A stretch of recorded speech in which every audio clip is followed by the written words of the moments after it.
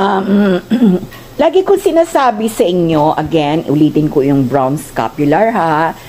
Baka hindi nyo dun sa mga bago lang nakaparinig. Brown scapular po ay isusuot natin at tayo po ay mag-grocery araw-araw. Yung brown scapular po kasi dates back from Elijah. Ang story niya, the story of Mount Carmel. Kaya talagang old worship siya. Doon nagsisimula yung totoong pag-worship, no?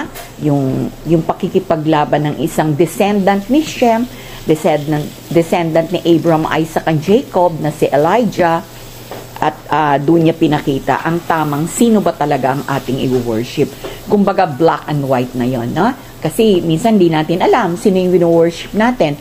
Pero pag wino-worship natin ay nanggaling talaga kay Elijah, and ang maging symbol nito is this brown scapular, kasi hindi ka magsusuot niyan hanggat hindi mo maintindihan, no?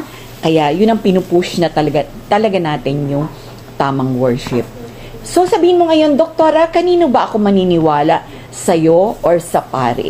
Depende kung ang paring yun ay hindi siya like, di ba, mga nang rape, ng pedophilia, sari-sari, di ba?